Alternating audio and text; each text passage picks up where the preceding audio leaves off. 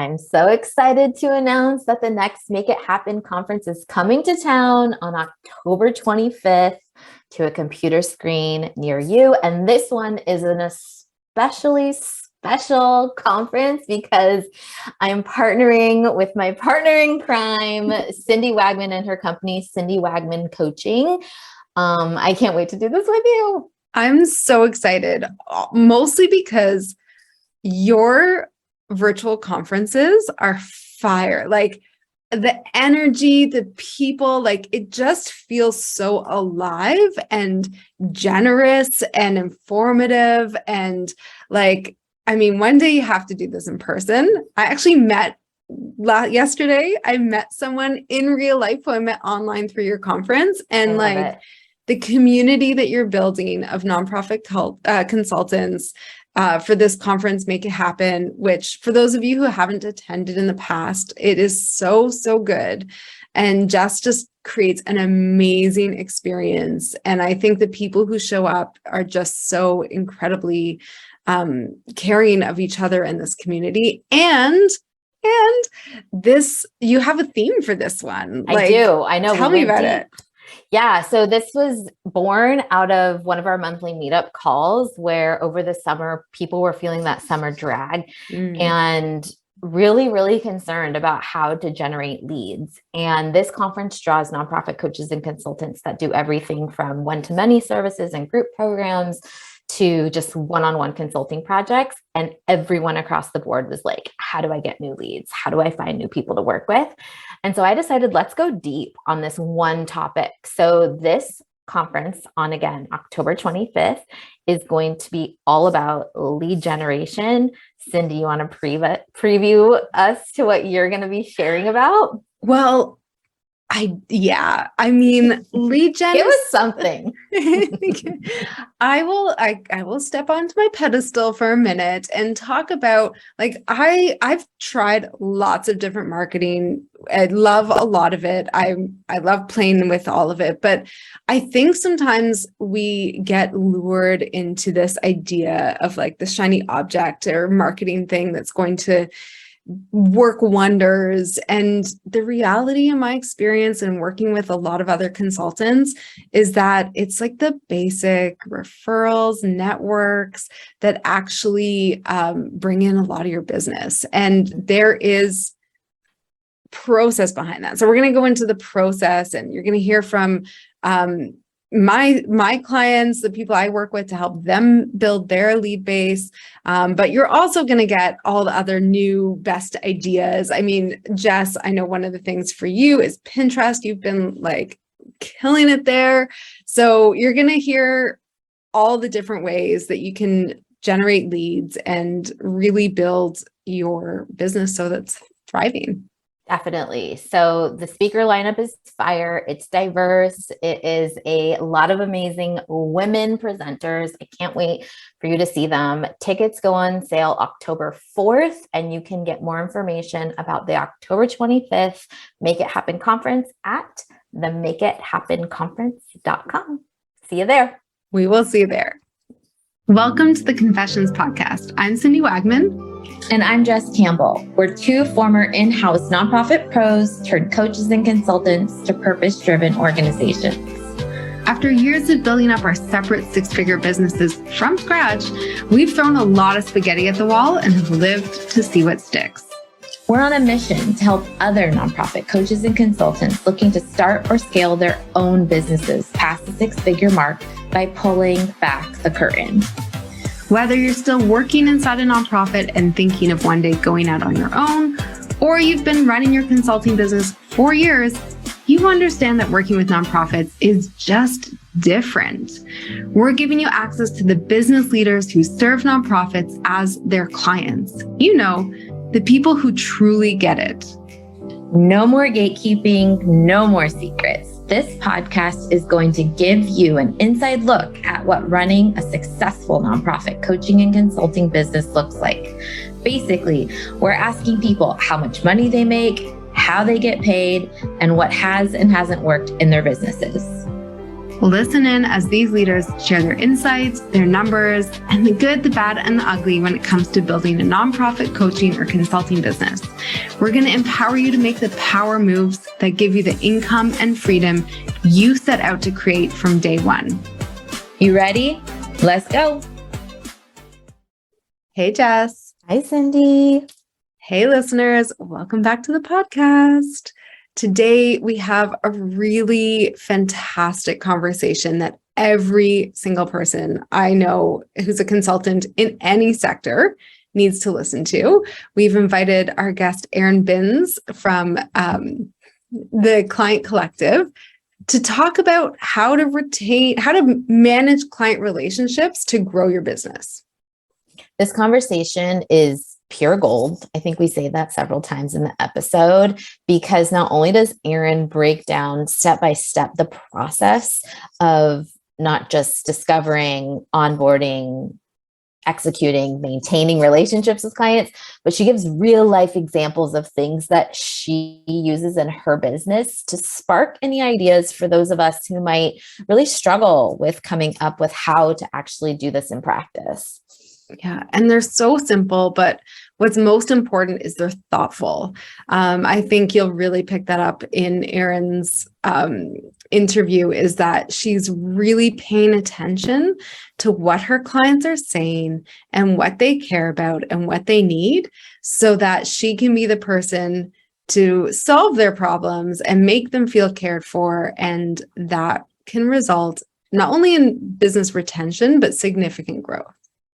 So if you're a nonprofit coach or consultant looking to really make your clients feel seen so they continue to come back to you for their business and project needs again and again and again, enjoy this very special episode with the one and only Erin. Hey, Erin, welcome to the podcast. Thank you for having me.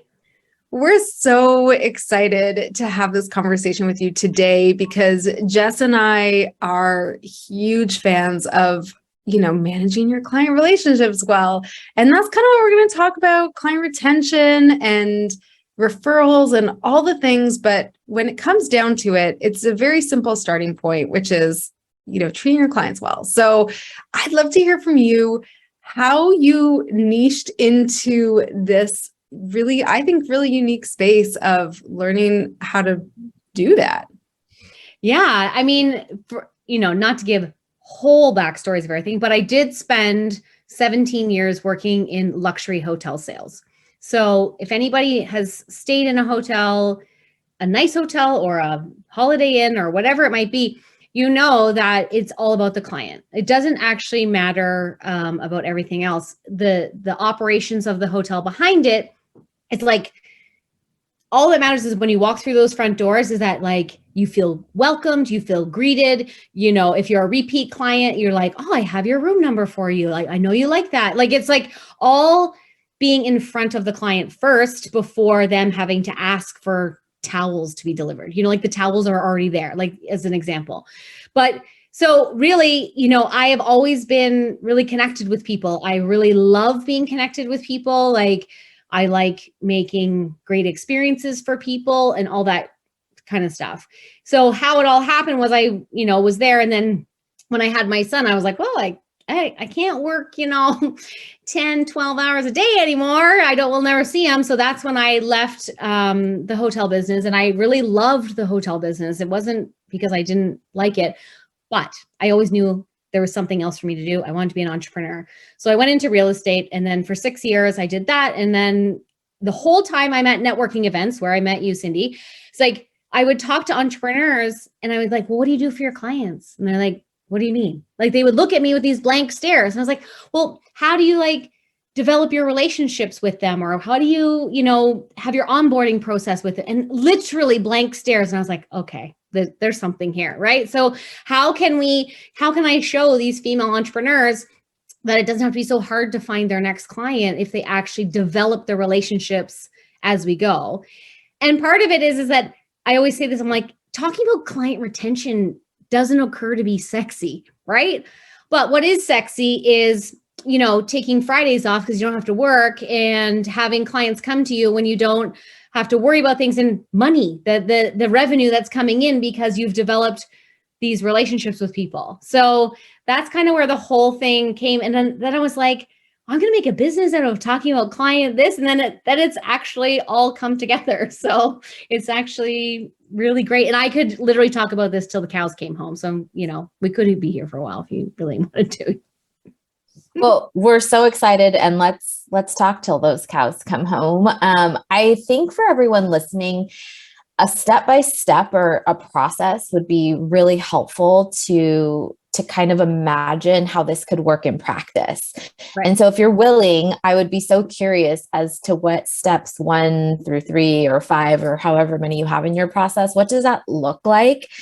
If you could tell us through a story or give us an example of what that execution looks like, because it's one thing to talk about it. It's another thing to do it. Yeah. Especially to, I think what you talk about often, is the fact that when it doesn't necessarily result in money in your bank account right away, it can be the easiest thing to set to the side. For sure. Well, the first thing I will say on that is, if you're a new consultant or a coach or something, like, you also don't need all the processes and all the stuff. What you need to do is go out and find clients. I didn't have a website when I first started. I didn't have all that. So don't take this where you have to have steps 1 through 10 perfect in order to take an action forward. I want to be super clear on that. But what I will say is that, okay, so say your processes are, they have to be able to find you, and you have to be very clear on what your message is. So it's who do you help? What's their problem? And how, through what process can they find you, get to that end result of the sale? So just being very clear on who your market is and your target market. Then let's say you're onboarding. There's a couple different ways of people well, what is onboarding? I don't know. Some people don't really know what that means, right? So it's somebody says to you, they find you on Instagram or your email, hey, I think I'd like to work with you, or we could use your services. Great. What's the next process? I guess who says it, whichever way. So and everybody's system is going to be different. Some people do discovery calls. Some people don't. Some people send proposal, all of these things. So it's that you listen to your clients and see what they need. And you also do what works best for you. So if it's that you already have a pre-booked schedule and you can book your time slots in here for the call, do that. I actually like to have a kind of control over my schedule. So I actually don't usually use a lot of online booking tools for my schedule. That's just me, of how I like to do it. And so then it's really how you lay out the process of how it is to work with you. And I think it's really important to say, even back in real estate, if I was going to do something with a buyer, okay, this is how it's going to go. We're going to have this meeting, and this is how, and you take them step by step through the process. And then when they go to sign the contract, you're oh, remember when we talked about this? It's really important to have that initial foundation of a call, because you're setting the client up for success, if that makes sense. You're telling them all the things that are going to occur, because they don't know that those things are going to pop up when they work with you or what they're working on. I want to keep going into what it's almost like phases of the relationship. Yes. Okay. But before we move into the next phase, and we'll get practical with that, I'd love to hear your thoughts on, because I know you for things like retention and when you have a client, they've already booked with you, but I'd love to hear from you how we can stand out in that discovery process where they haven't yet signed the contract and they're maybe thinking of working with you or someone else. Because we all know, in our sector, oftentimes they need 3 quotes in order to get approval on high level contracts. So do you have any ideas on how we can make that discovery process feel really different or stand out from others, so that we're even setting them up to expect a better experience or a different experience right from the start? Totally. Well, if once they've booked the call, like let's say they booked a call with you, I would always send, I know this is just minor, but say like send a reminder, like in 24 hours, I cannot wait for you. This is what we're going to talk about, and give them like a heads up. And this is what I find is really helpful for people. So maybe they can answer a few questions for you before the call. So you could also send them like a questionnaire of like, and get the information so that you as the consultant are better prepared for the call, and you can tailor your call to their needs. The other thing that people do on discovery calls is sell themselves. And that is not the approach you want to do. What you want to do is ask them more questions. I know that some people might know this, but like maybe if you're listening to this podcast, you might hear it from a different voice or a different way, or you're ready to hear it.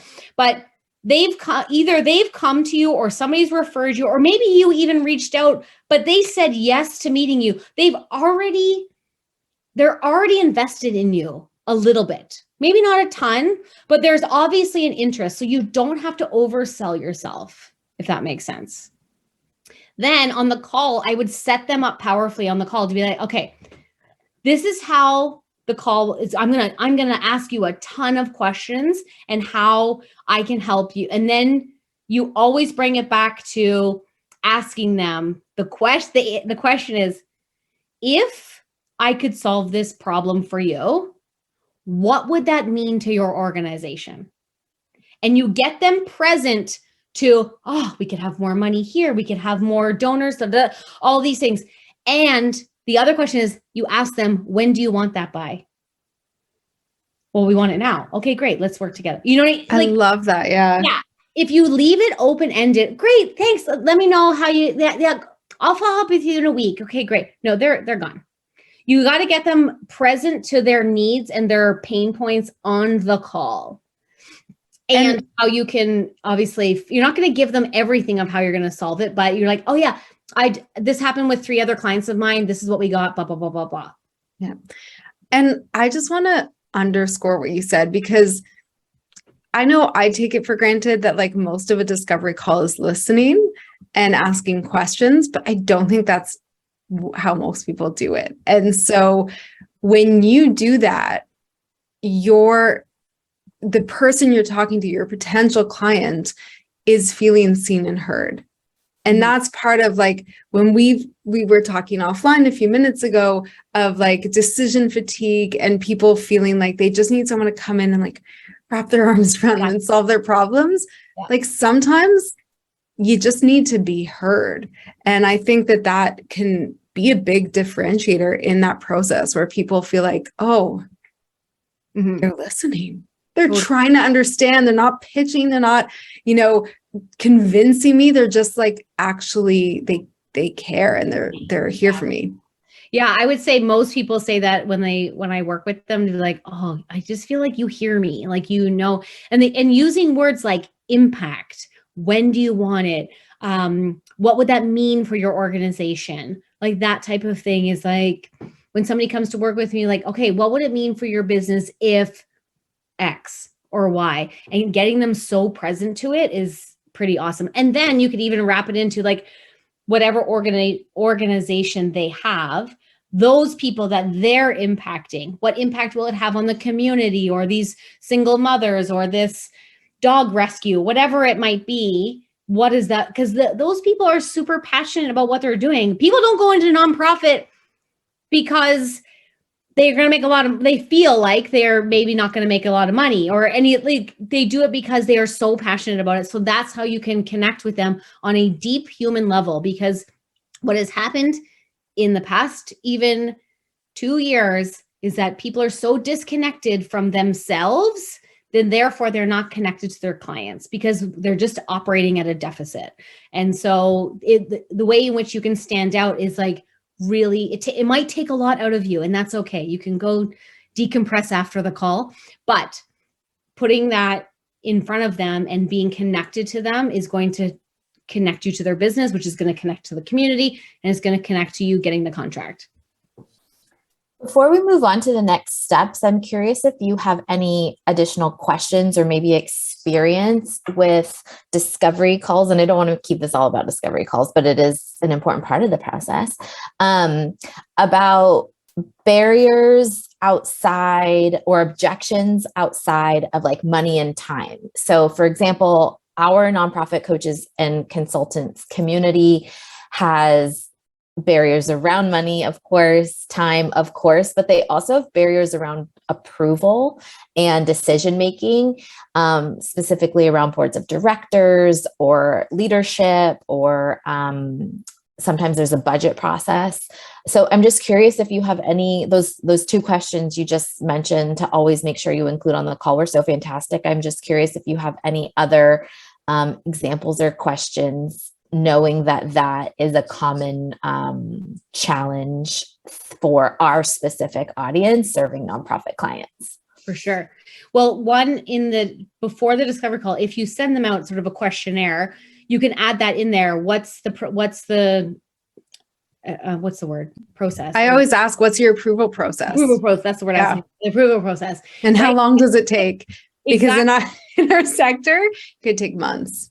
Right. Exactly. And then speaking to them on the discovery call about what information do you need, or you could ask this, what information is typically missing from a consultant that delays the process? I just thought of that right now for you. Love it. Smart.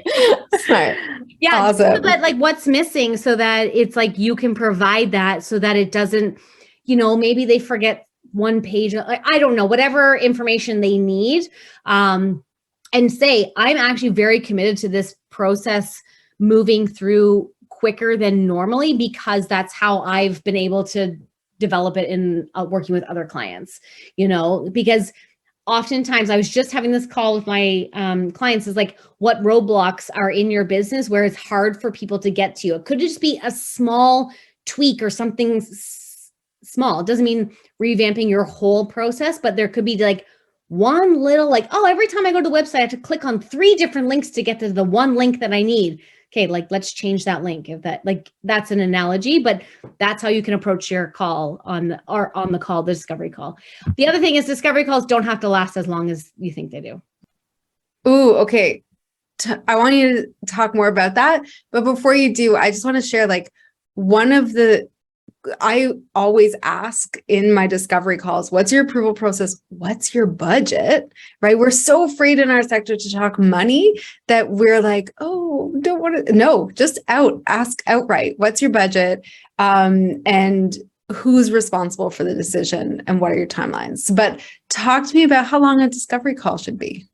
Depends. Some people don't in the coaching world, some people don't even do them. They just book them all through, whether it's Instagram or whatever, like they do it through voice notes. What do you want? And so it doesn't, some people love them.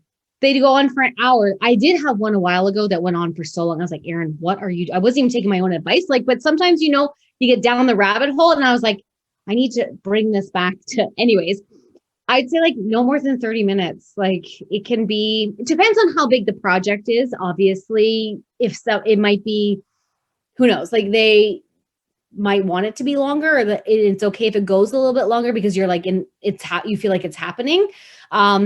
But it's also good to know their budget, because beforehand, maybe you're like, I don't even want this piece of business if it's not big enough, which is another thing about your pricing, which we can talk about, but This is I want to jump in. I know Jess has a question too, but because I get a lot of questions about, should you post your rates? Or where should you post your rates? Right. And I'd love to hear what you say about that before. Honestly, I think it's whatever you want to do. I don't really post my rates, but I shouldn't say that in the general, but if I'm launching a course, I'll put it in the course. Sometimes just depends on the course.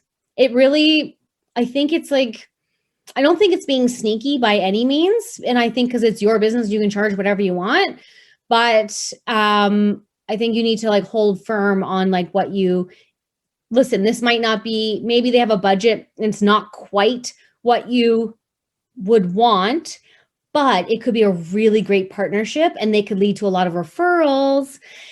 for other organizations. So it's always like, but if you also, sometimes you're meeting on the call and you're like, nope, I do, no matter how much money I charge these people, I am not working with them. So, you know what I'm saying? Like the charging of the rates is, I think it's really up to the person, how you feel comfortable. I don't think there's a right or wrong answer. I don't know if that's what you want to hear, but. I mean, I think it's, you can't be everything to all people. I'm someone that's a quick decision maker. So Yeah, I like a good price tag before I waste 30 minutes on someone and they tell me it's $1 million to work with them. But I know other people are more interested in the process. So yeah, to each his own. To get us back on track after the discovery call. So your excellence is really about providing this kind of memorable experience. And how are you providing high touch points, really standing out, providing really excellent execution? And so now that we've determined or decided about the discovery call, which I love, you actually said you don't need to have one if you don't, because I'm someone that gets super drained from one-on-one calls. So having that permission to not actually do them is gold to me. I'm curious what your next step in your process is and how you show up for clients once the contract is signed and you begin working together. For sure. Well, if I look at it like, let's say I have a group coaching program, even one-on-one too. So they say, okay, I'm ready to go. Send me the information. I have it all of the information already pre-done. Like I have a template on an email of sending it out. And then I have the contract in the system and send it all out that way. But then also what I do is like, let's say our call isn't for a few weeks, like our next group call isn't for the next few weeks. I always touch base with them, within a couple of times. It's also, but like, oh my gosh, I'm so excited to be working with you. Cause you really are like, it's like this person has just invested with you. You're so pumped to like help their business. And then essentially you're helping them. Right. So I love that part. And then usually it depends. Like if it's like, I love giving gifts, but I give it like, I sometimes have like a stack of like generic ones that can work, but I also then like for birthdays, I do things that are different, like for like more for that person. Like I kind of have like a few that I pick from and whichever one kind of goes, or like something might come to me like, oh, actually, but it goes back to like listening to people. So if you're on the discovery call and they're like, oh my gosh, like they're talking about something and you're like, or like, let's say they're like, oh, there's no natural light in here of our office or what have you. Like, what would brighten up their office?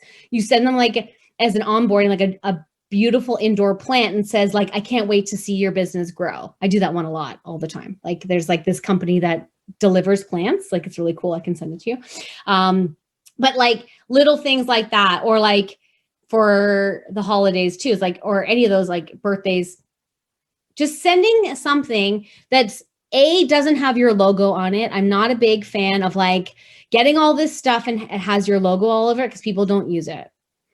It's just not, like I would go, if you can see me cheering in the background, right. If one more person sends me a mug with their logo on it, I'm just telling you right now, it goes straight in the donate bin.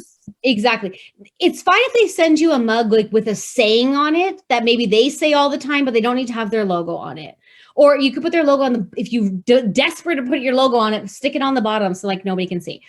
But I can remember going to these trade shows when I worked in the hotel business and I would go to these trade shows. We went to this one trade show every year where it was to work with all the entertainment, all the bands who are coming, right? So you got all these people, the amount of tchotchkes and crap that was there. And then us, like I worked for Park Hyatt hotels. And so like we would be there in our black suits and we would literally have like nothing to give them, or like something like, I don't remember what, or it was like a nice pen, but didn't have our logo on it or something. And I was just like, always like, well, we don't do. And it really is like, nobody uses that. It's just garbage in, garbage out. It's going in the landfill. Don't bother.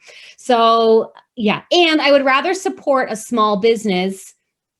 You could send them their favorite book and write in the book, Sue, I'm so excited to work with you and your team. Here's a copy for everybody on your team. Like go like a really uplifting book. It doesn't even have to be anything about nonprofit, or it could, but something that, and it's all in like the wrapping of it. Like it could be really beautifully done, not just like I order them on Amazon and I sent them to their office. See the difference? Like even though you send something. So anyways, was that the question about onboarding? I can't remember. Next one. Yeah. So in that, and then I also say, this is what you can expect from me. Here, I'll send you this. Once the payment goes through, I will send you X. And then like doing what you say you're going to do. And I will send it to you by Thursday at 3:00. And then you send it by Thursday at 3:00. Okay, we're back for another fun round of rapid fire questions. Erin, are you ready? I'm ready. All right. What is the best hotel you've ever visited and why? Oh, my favorite hotel. I have two. Well, the Andaz and Amsterdam is amazing. And also the Andaz Liverpool. Andaz is a brand of Hyatt. It's like, so good. It's so good. I'm always biased to Hyatt, always. I mean, I grew up there and it's a really awesome brand. What is it that either of those hotels do that make it just excellent? Well, they give you complimentary wine and complimentary coffee. No, I'm kidding. But they're smaller hotels. And so how their brand is that, you know, somebody who goes to a Park Hyatt wears an Armani suit, but somebody who goes to an Andaz wears like an Armani jacket and jeans. Like it's a bit more casual, but it's also the high touch point customer service, which I like because it's not too stuffy, but it's also like everything is perfect. Like everything is like the food is amazing. The drinks are amazing. The vibe of the hotel is like always in the best location. It's just amazing. Awesome. Next question. Do you have a morning routine? And if so, what is it? Mm-hmm. I typically wake up before the kids. It hasn't been happening lately because of the summer, but anyways, typically always. And then I have a kind of like a menu of things I choose from. So like maybe that day is like, I just need to have coffee by myself. Other days it's journaling, it's meditation, it's reading. I always read mostly some kind of book that like personal development book. But I would say that those types of things are kind of on the menu of things I do. I don't work out first thing right in the morning. Like I do not do that. Hard line. And last question, who is your favorite follow on social media? Oh, geez. Oh, who's my favorite follow? Oh my gosh. I don't even rapid fire. This is not fire. Like I don't have to, like, I just went through and I'm deleting a whole bunch of them. So I was like, oh, what is that? I'd say like, I can't think of anything right off the top of my head, but I'd like to follow people who are uplifting, who are funny, like some really good comedians, and small businesses, like people who promote small businesses and Canadian made stuff. But yeah, I like following a lot of human design stuff these days. I'm kind of into that. There's one called like HD, My Human Design. Yeah, I'm like, not like it's like, I'm really into it, but I find it very interesting and how I operate. And I don't know if you guys have done your human design before. What's yours? I'm a reflector. Yeah, only one of the rare ones. Yes, I know, because every time there's a post, it's manifesting. It's all like reflectors always at the back. I always have to get to the back of them. Like, it's like when you're shortest in school, you're always in the front. Like it's like, but yeah, it's I'm really into like that kind of stuff, like just learning how I operate and how I communicate and how people work with me. And like I'm a big picture person and I have tons of ideas for your business. That's like a so reflector kind of way. Awesome. Thanks for playing, Erin. Thank you. I want to ask about after that onboarding process, how you maintain relationships throughout the year. But before we do, Jess and I were both wondering what systems you use to manage client relationships, because we're systems junkies too. Me too. Well, I use Dubsado for all of my contracts, and I use the questionnaire in the Dubsado out of there. So I do that. And then I use I don't do the billing through Dubsado. I just send it like the Square invoice. And then but I put all their information. I put their home address. I put everything that is all in there. And then for people are going to say like, oh, this doesn't sound like actually super important, but it is. I actually get my clients' birthdays every year. I say like, what's your actual birthday? I don't need to know the year, but just what is it? Because people are being like, if you recognize somebody on their birthday, and I'm not saying send a text message. You can even just send a card, a handwritten card. It is like so lovely. Like, oh my gosh, they remembered my birthday. And it goes back to like when they're talking, I was listening, I don't know where I heard this, but like as a kid, like birthdays are more important than like holidays, like Christmas or Hanukkah or whatever it is, like, because it's theirs. It's nobody else's but theirs, unless they share their birthday. Like in my family, like there's so many people who share birthdays, siblings and stuff. So, right. So, but it's like, it's them. And so you took the time out of your day to write them a card. So what I do for this, I actually just in my calendar, I color code birthdays and I put all the birthdays in as a reoccurrence. So it happens every year. And at the beginning of the month, I write out all my birthday cards and put them out. So if they have a birthday on August 31st, well, they're going to get a card on August 7th. Like that's just how, like, at least they're getting one. Like it doesn't have to be perfect, but it can just be a card. And if they were a client from this year and spent money with you this year, then I send a gift. I don't send a gift every year, but I send it like in that moment.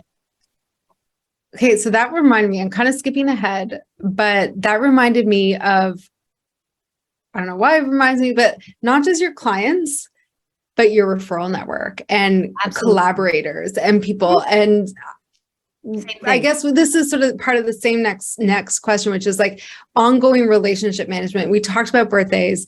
How do we make sure that the people who have spent money with us before are spending money with us or have sent us paying clients? How do we make sure that we're top of mind for them so that that keeps happening? For sure. Well, one thing is that, in the world of real estate, they always teach you like, it takes people like 33 times to be connected with, in order to buy from you. Right. So I took my world of real estate and took my world of luxury hotel sales and combined it.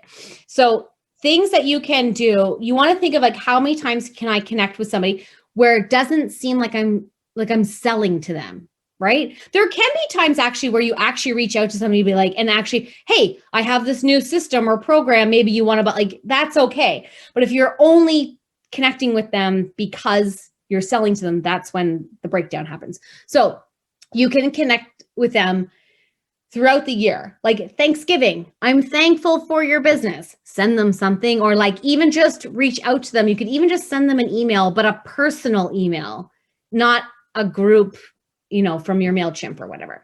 I use Flowdesk for my email system, not MailChimp. So there's that. Okay, another great time to connect with people is the anniversary of when they sign the contract. So that, let's say they signed the contract last September. Hey, it's been 1 year since we've worked together. I know we're not, but just checking in, see how the process is, see how this is going. I have this new program that I'm launching. Maybe you'd want to be a part of it, or maybe things have changed in your business. How can I help with you? The anniversary is a missed opportunity, a huge one that people don't do. The holidays, Thanksgiving, season change, new school year, right?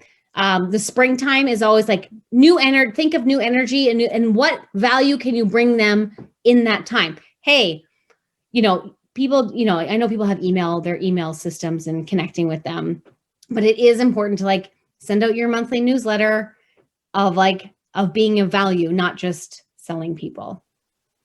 Yeah. What I think is so brilliant, and I love all of those very specific examples, is it's reminding me of that Maya Angelou quote, how does it go? Like people never forget how you make them feel. And it seems like such a through line that you are taking that into consideration from discovery call to onboarding to execution to then, retaining or client management. Mm-hmm. I'm just curious from your business journey, what's the ROI of that? What has that resulted in?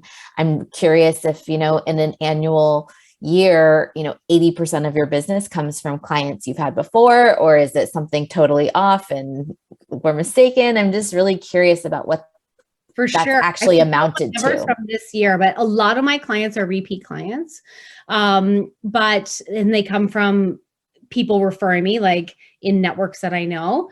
But so this is a good example of when I was in real estate and I was doing like all of that hard sales, like door knocking and cold calling, and like I wanted to like literally die.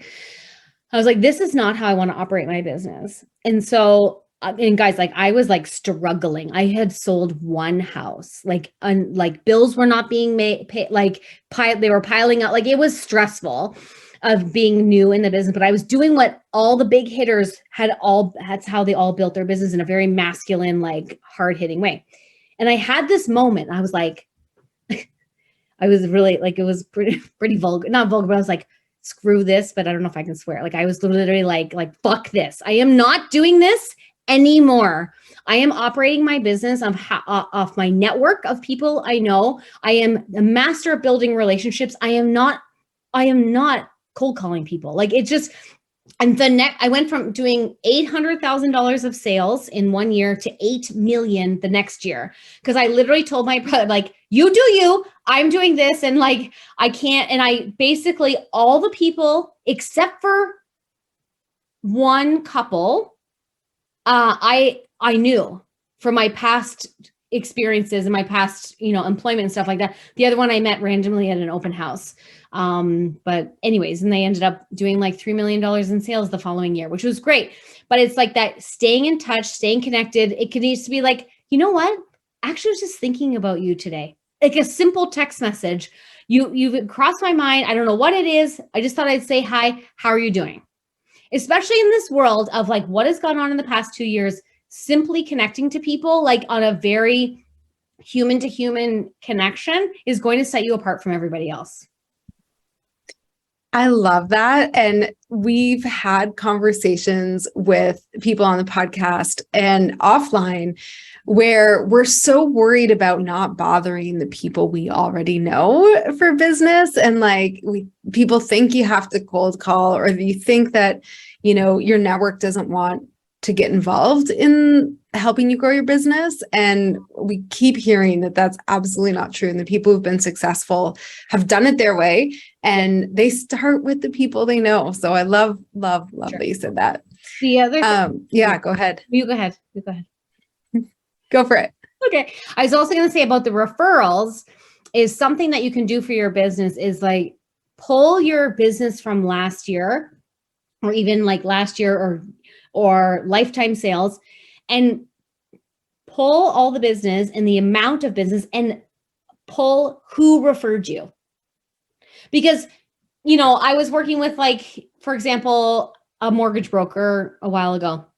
And I said, where's all your business coming from? I was like, oh, it's coming like 70% direct, 30%. I'm like, no, she pulled all of her numbers and 70% of her business was coming from other real estate agents. And 30% was only coming from her own network. So she had it flip-flopped. So your actions then are going to change, right? So you're going to put more emphasis in one area or how you develop with people. Yeah. And I've talked to my sister also runs a business. Not my sister. I always say like every few months, send those referral, like your other practitioners who send you referrals, send them a gift card for Starbucks or a local cafe or something. Just connect with them, keep top of mind. But I want to actually dive deeper into referrals. Yes. Because I think we are conditioned to think that people just make referrals, but I think we have to be a little bit more specific about asking for referrals. And I think that makes people very uncomfortable. So I'd love to hear from you about how you might ask for referrals, either from your network or from your existing and past clients. Yeah. Not a line that I use, but something that's actually, it feels actually very genuine is that I say to people, listen, obviously, like my business is based on referrals and you came to me as a referral. And I say to people, I love working with you and your vibe, your energy of who else in your network is like you. Because I only want to work with people who are similar to you. And then they're like, oh, well, thank you. Like I just, and then they take the compliment, and it's also genuine. Like, I don't say that to people who I don't want referrals from, those types of people, right? And then the other thing I say to people is like, where in your network, like, let's say you say like on your kids' soccer team or your entrepreneurial group or your parent council at school, is there anybody in those groups that you can think of that have a business like yours that would, so you give people places to think, oh yeah, next time I'm at the soccer, field, I'm going to talk to Sue because she does, like, you have to give people a place to go, as opposed to, do you know of anybody who would want to work with me? Like, it's just too broad. Yeah. You have to give them context. So one of the things I'm sitting here thinking, because I'm a natural connector as well, like you are not going to have a conversation with me where I'm not referring me too something. I got somebody for you. Yes. And that's like the next restaurant, a new hairdresser, or like where I just bought, the best cleaning, tools for my kitchen or whatever. But I don't think that comes naturally to other people to expand their mind. And same goes with like the outreach tactic we were just talking about. And I'm just curious if you have any tips or tricks or daily practices maybe around maintaining consistent outreach, because it is that, it's a numbers game, it's a touch point game. And so I'm not sure if you have a process, or if like maybe you listen to a podcast every day, you hear an episode, you send it to 3 people, like something kind of tactical that people that this skill set doesn't come naturally to, but they really do want to be top of mind to more people consistently. Is there just any practice or things that you would advise them to do? Well, there's 2 ways of that. So one, there is this reach out, but there's also this daily thought and daily mantras. Like, people come to me. I don't have to find new people. People are constantly coming to me in Instagram or referrals or however you want. I think it's really important for you to set up, how do you want people to come to you? Do you want them to come to you through your podcast that you have? Do you want them to come here? Do you want them to come through referrals? It gives yourself a little bit more power than I got to go out and find some new people. Right. So there's that side of it. And then you also have to take action as well, because you can't just be like, everybody come to me and like, right. And then the other part is that I often connect with people. I do a lot of like, I was thinking about you today, and from a genuine place of this, or I also send them like, oh my gosh, I saw this post. I thought you would like it. Like, and from I do it a lot for gifts. Be like, oh my God, this would be really cool for your business if you sent this to your clients, or this, that. I do that a lot. I just did it last night about this, like this stamp that this woman carves out. It's very cool. Like if you had a logo, anyways. That also goes out to shouting out more small businesses as well, as opposed to just, buying stuff from Amazon. But I would say that it depends on which kind of business you are in, as to how many times you want to reach out to people. But if you've worked with people in the past then always start with them. Yeah.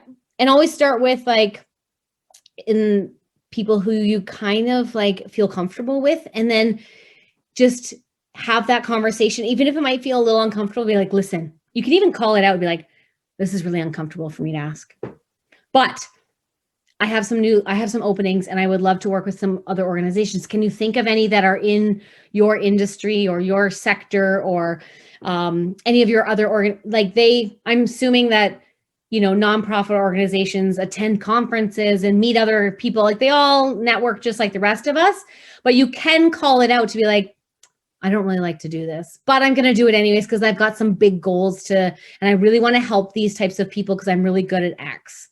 So you can kind of start there. And then if you get a conversation going back and forth, then you're like, strike while the iron's hot and do 2 more. You know what I mean? Like, don't let that drop. And also, if they say no, don't be like, okay, well then I just can't do anymore. Like, you got to set your goal of like, if you're going to do 3 a day, didn't do 3 a day. Honor your schedule and honor what you say you're going to do, because where the upset comes from is not that you're not doing it. It's that you said you're going to do it and then you didn't do it. Yes. Oh my goodness, Erin. we could talk for days and days, and I want to be aware of the time because we only have so much time with you. And I feel like to wrap up, I'd love to hear from you about what we can do when we're offboarding a client to maybe get them to say yes to working with us again in the future. And then we'll wrap up the conversation. For sure. I think offboarding is just as important as onboarding. It's sending a thank you note to them. It doesn't have to be anything crazy. You don't need to do offboarding gifts or anything like that. You can ask for a testimonial, but oftentimes I collect like testimonials as we go, like screenshot them as we go along. And if you're going to ask for a testimonial for somebody, don't always wait till the end of the offboarding. Get a testimonial when they're really happy. Oh, Cindy, this is amazing. Oh my gosh. Oh, great. Could you actually put that in a testimonial? I'll send you 3 questions and do it right then and there. Don't wait till the very end because it will never, like, they're just going to forget it. Like if they've done with you, like they've moved on. But I think really like having a wrap-up call with them to show them, like, be prepared before and write down all the things that they've accomplished and get them present to it and have them say it. Oh, right. Why don't you tell me the top 3 things that you loved about this? So that they say it, not just like, oh, like, again, not you selling them that they did this because of you.